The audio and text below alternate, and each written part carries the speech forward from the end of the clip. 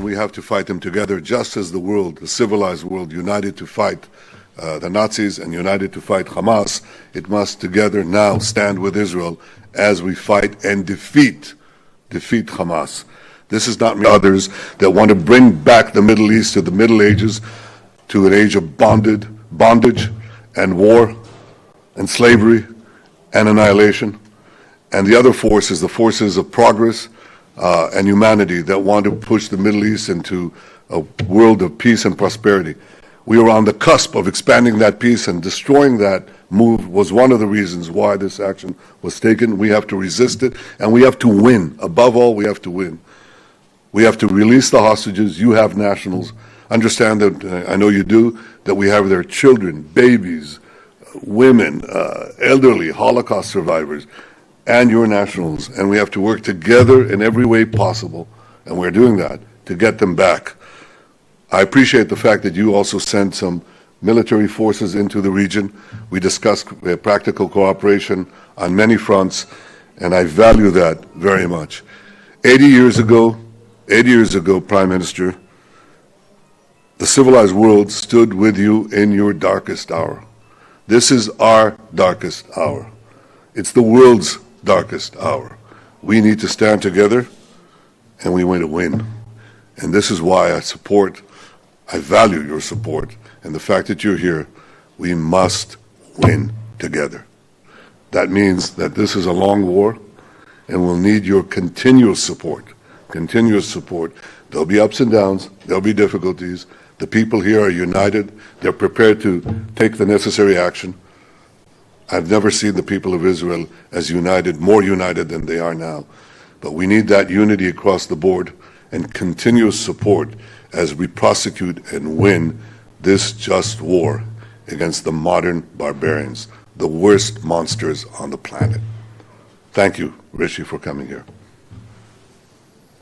Well, Prime Minister, thank you for your warm words and for welcoming me to Israel. I'm just sorry to be here in such terrible circumstances. In the last 2 weeks, this country has gone through something that no country, no people should have to endure, least of all Israel, which has lived through some of the most awful scenes, the spectre of violence and terrorism every day of its existence. And I want to share the deep condolences of the British people and stress that we absolutely support Israel's right to defend itself in line with international law, to go after Hamas, to take back hostages, deter further incursions, and to strengthen your security for the long term.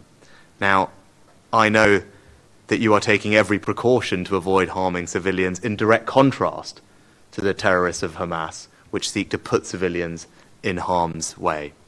But I also want to thank you for the support that your government has given to the families of British nationals caught up in this horror, including your efforts to release the hostages, secure their release, and I know that we will continue to cooperate, particularly with regard to the British nationals that are involved.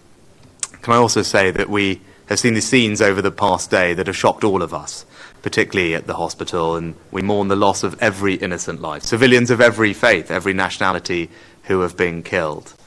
And we also recognize that the Palestinian people are victims of Hamas too. And that is why I welcome your decision yesterday that you took to ensure that routes into Gaza will be opened for humanitarian aid to enter. I'm glad that you made that decision. We will support it. We're increasing our aid to the region, and we will look to get more support to people as quickly as we can. The last thing for me to close on is this. You describe this as Israel's darkest hour.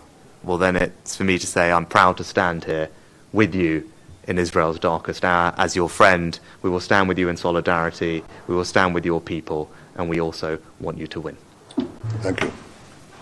And we have to fight them together, just as the world, the civilized world. That was a joint briefing of UK Prime Minister Rishi Sunak with Benjamin Netanyahu, the Prime Minister of Israel. We've seen several world leaders make a beeline for the strife-torn country. Benjamin Netanyahu thanking Rishi Sunak for the support that has come to the fore. A clear and unequivocal message coming to the fore from Joe Biden yesterday and now from Rishi Sunak that this is terror. Terror needs to be fought against vehemently and jointly. That's really the message that is coming out of all the world leaders who have come down to Israel to show their support, their solidarity with the country, even as we see the war rage there 13 days on. On that note, we're slipping into a quick break here on this edition. Back in just a few minutes.